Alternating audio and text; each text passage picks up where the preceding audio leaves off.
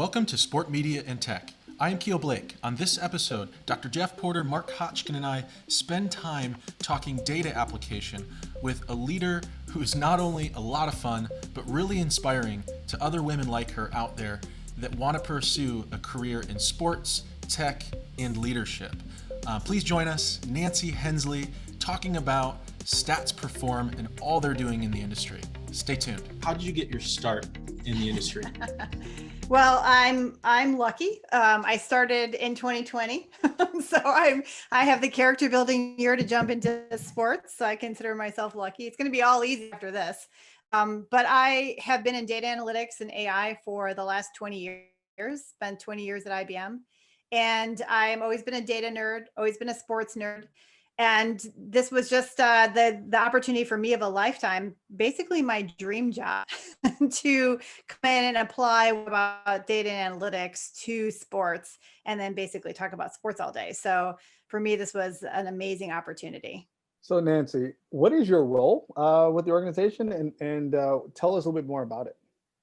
Sure. My role is I'm the Chief Product and Marketing Officer for Stats Perform. That includes the product team, the innovation team, which has got our incubator, and our incubator is a dedicated team where we're just focused on accelerating innovation in our organization for our products. I also have the marketing and the design team as well. Those all really kind of go together really nicely when you're really focusing on the client experience and innovation. So bringing all those teams together under one executive was a big change for us at Stats Perform. Excellent. Next question kind of be, how has Stats Perform been shifting alongside the industry as a whole? A lot has been changing over the last couple of months, and then even the last couple of years pre-COVID, with the way fans consume information and how much data is available. So kind of curious how Stats Perform has adapted to that shift. So we have a unique position because we have this long history in data and analytics. In fact, when you think about what the roots of our company are, go back to Bill James, who wrote the baseball abstracts and challenged the way baseball was measured. That's the core mission of looking at how we reinvent and measure things differently with data and analytics and sports. That drives us every day. We just have new tools to do it.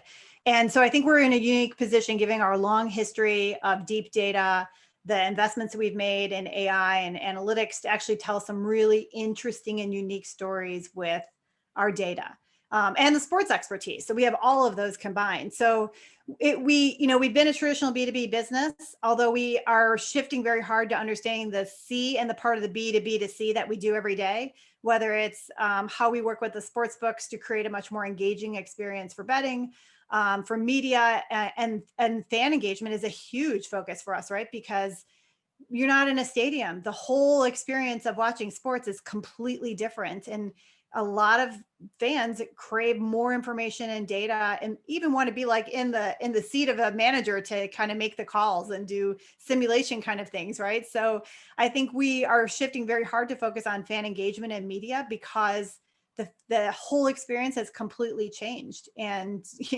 everybody's kind of having to shift that way to focus on how we deal with it, because we don't know how long it's going to be.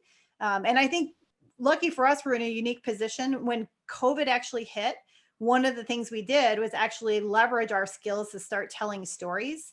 We did it just kind of on the fly at first, and then we've actually branded that now as the Analyst on our website, where we tell some really unique data-driven stories. We'll be spinning that experience off. It was amazing how quickly that took root and just really grew. But it just goes to show you that people really crave all sorts of data and information around the sports that they love, the players they love, the teams they love. Yeah, Nancy, you're touching on some of the application, and I'm just curious, what type of data are you measuring? For publishers, content creators, broadcast, OTT stadiums, brands, sponsors, teams, leagues, Sure. federations. You've shared so much, but what data tells that story? Yeah. So there's a couple different kinds of data. For one, there's event data. So that is usually our fast data. It's somewhat shallow. It tells you a little bit about what's going on inside of the event. It's not very deep. We have our deeper data, which is our Opta data, that gives you a lot more information. We have tracking data. So that is the data that we're pulling from either our cameras and our SportView systems. And we were, by the way, one of the first vendors to actually track a team, track in a game. And now we actually can do what I'll talk about in the fourth event, which is actually pull that tracking data from broadcast videos. We're actually using AI and computer vision to create new data that's never been available before. So without cameras, we can create that same kind of deep tracking data. So Nancy, one thing I did see on the website as we were preparing for the podcast is that you guys talk about sport betting predictions and insights. And so I'm curious to know from your perspective and all your experience from where you are now, from where you previously were, where do you see the industry of sports betting going? I know it's taking root. I know it's kind of exploding. And so interested to hear from you and your perspective.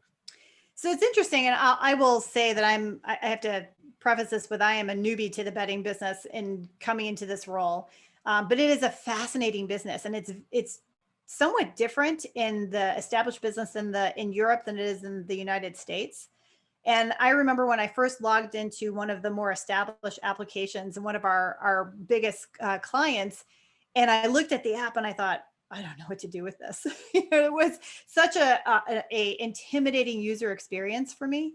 And then, because we're Americans, we're used to fantasy. Like, we're used to being able to look at our players' stats. We can use Watson if we want in some of those apps. We put in a lot of insights, right? We're used to consuming a lot more statistics, whereas a traditional betting experience that's been going for years and years, decades and decades and decades in the UK, Ireland, in the established markets is very different, right? It's all about content and number of bets. And I think that the American side will eventually influence the user experience to be more data-driven, give the bettors more information, give them a more engaging experience. Most people like to bet in the course of the game. They need, we stream 27,000 events through our watch and bet product. And I think video is incredibly important. Now, what we want to be able to do is actually overlay that video with more data and content, so you don't have to leave watching the game to actually make some decisions about what you want to do next. So what I see is that it'll get more and more visual. It'll get more and more statistical analysis and data driven for the user, so that they can have much more insights when they're placing their bets. Maybe it'll be more Americanized. It sounds terrible to say, but I think that in the US market, our jump is from fantasy to sports betting. That is a very different user experience than what a sports bettor is used to in the UK, as an example. Yeah, sure. So what are some of the other interesting examples of using data, the applications that either you've developed or you've seen out there that you think are really interesting that have come up recently? So I think one of the things that we do really well is actually embed AI into our product. So we have a product called Edge Analysis, where we have put in over 8 some pretty complex models that help teams do game analysis and strategies. So, and also do recruitment. So we have a recruitment version of this as well. And when you think about how machine learning and the power of AI can really help you with something like that, it really gives you superpowers, right? How do you effectively evaluate candidates that not just by the statistics that you see at a somewhat shallow level, but how they play on the field, how they will fit into the team. When you're doing game analysis, we have things called movement chains to show how the team moves on an effective attack. I mean, think about the power of that. It's kind of like Moneyball 3.0. We'll just skip 2.0 and go straight to 3.0 in terms of being able to really empower the analysts with some serious strategy, tie that back to video, because we can look at these visualizations and we can comprehend a lot of information from them, but the ability to tie back to an actual video clip too is really important. And so we've built all of that into Edge Analysis and Edge Recruitment.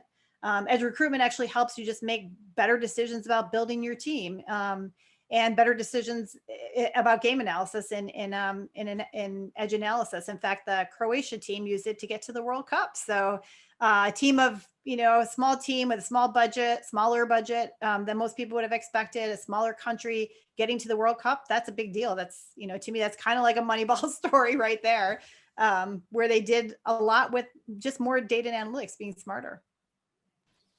Yeah, Nancy, you've touched on team performance, and I'm curious though, whether it's team performance or some of these other examples that you've shared, how has Stats Perform leveraging AI and machine learning?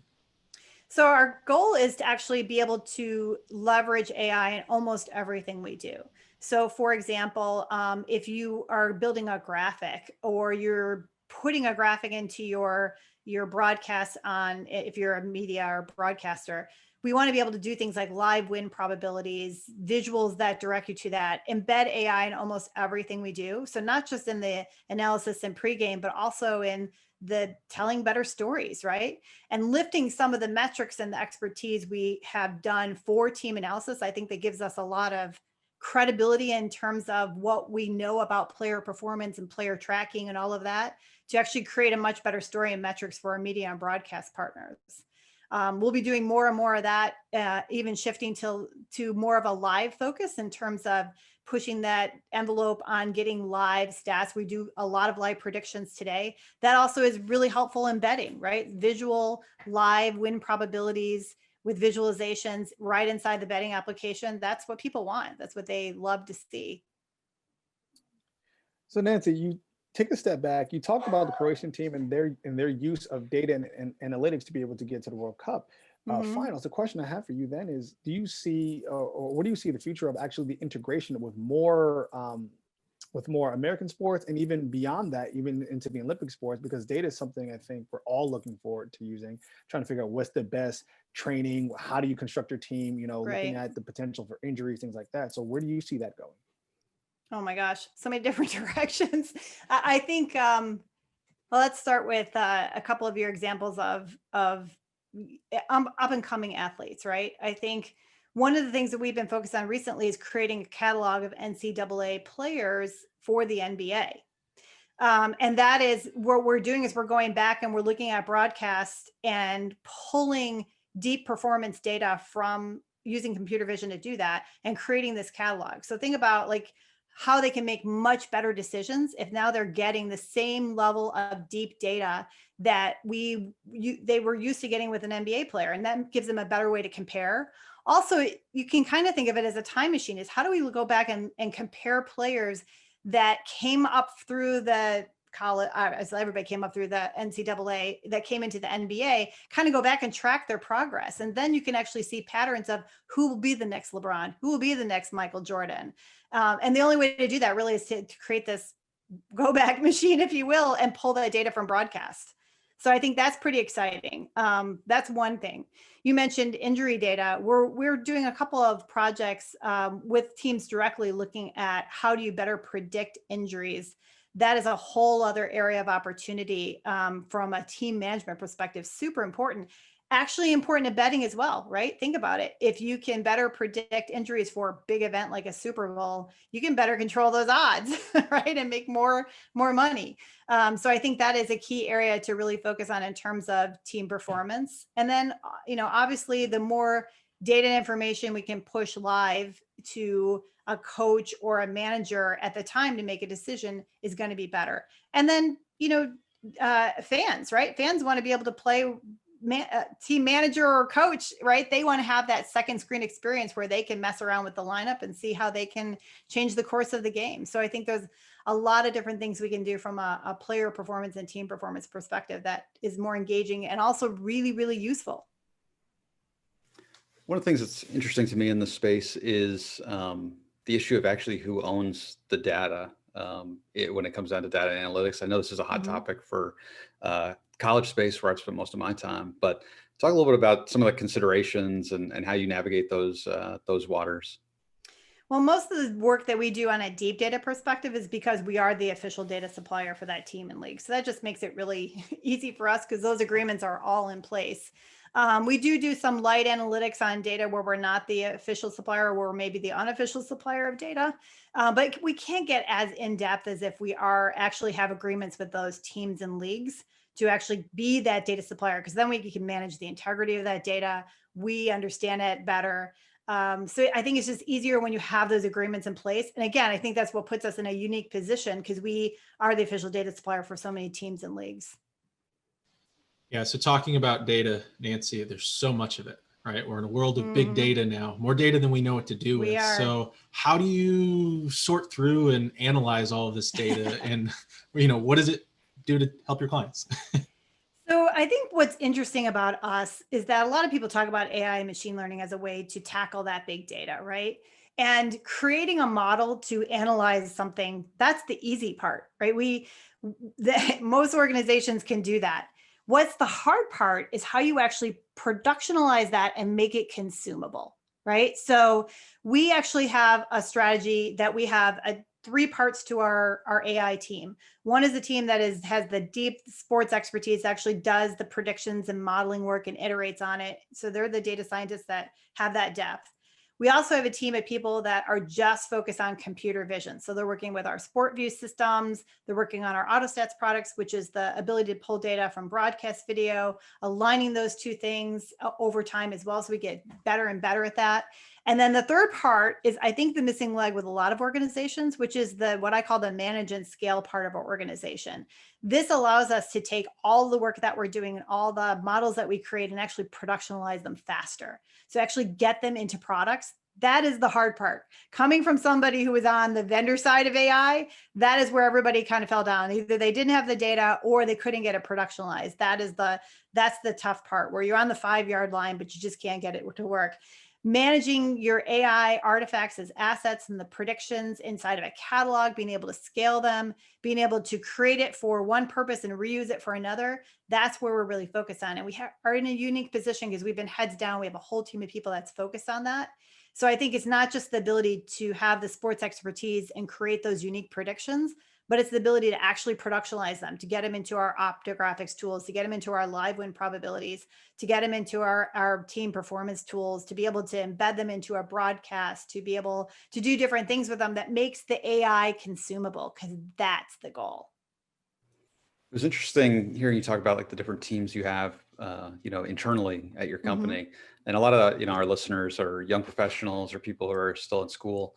Kind of curious what you would tell them as far as, hey, I have an interest in this field, and I hear people talking about data and analytics.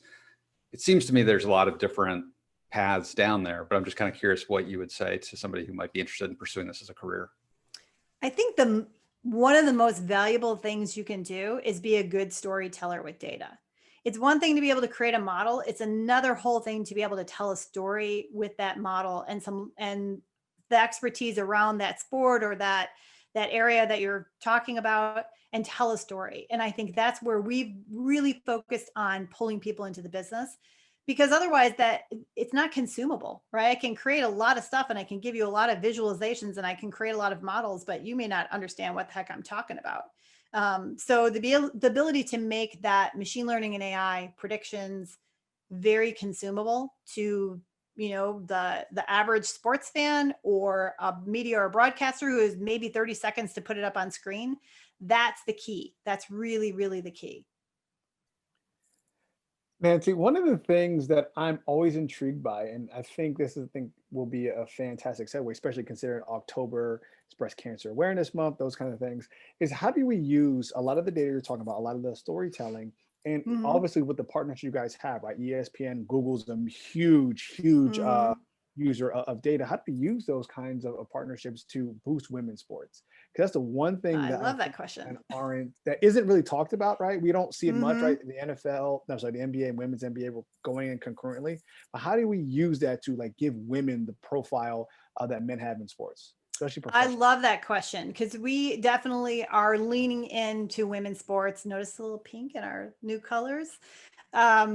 But we think it's really important. We think it's a huge growth area. And we actually cover a lot of women's sports today, and rugby and cricket and soccer or football, however you call it, and looking to pursue more even in the future. But I think one of the challenges we have is that when you think about, and I'm going to talk from an American perspective for a second, as an American sports fan, we love our players more than almost the teams, right? And so a lot of player development, knowing that the story and the data and the stats around the players, that's what we love. And I think that's what actually helps give somebody a name, get them out there. I think about like our fantasy apps, right? So for me, I was playing baseball fantasy. I had Verlander, who of course, was out after, see you laughing. He was out after like the first game. I had to get to know a lot of pitchers that no one heard of because all of the good pitchers were gone. And if you're going to win in fantasy baseball, you got to have good pitchers, right? That's Like true. for me, I drafted Mills, so it wasn't bad.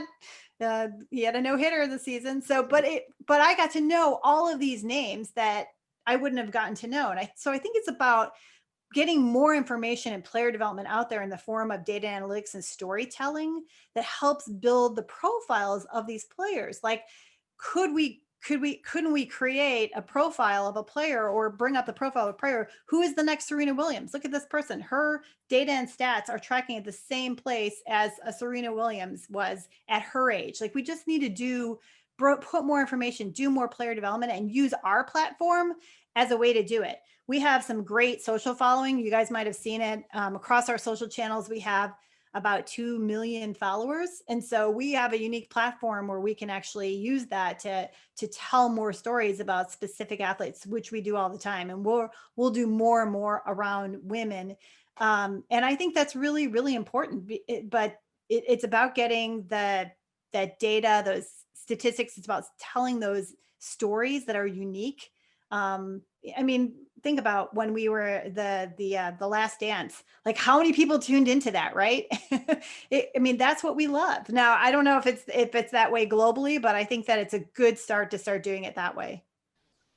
Yeah, Nancy, there are a lot of students in our program who are really passionate about women's sports and growing the game, not only for young women, but just also for the future of the industry, because there is an audience that's not only male and female that's out there, and the data is showing it. So I'm going to change the direction a little bit, but I think it's really unique. And we talked about this a little bit before the podcast, but you're not only a leader in your organization. You were at IBM for many years, but you work in sport, and then you work in tech, and you're a leader and you're female. So could you share a little bit about that experience, because you have so much to inspire our young women with? Oh, thank you. So when I was in tech, I was a very passionate advocate for women in tech. And it was mainly because we were losing more women than we were bringing into tech for various reasons. I was very, very fortunate in my career at IBM to not experience some of the challenges that other women experienced in Silicon Valley.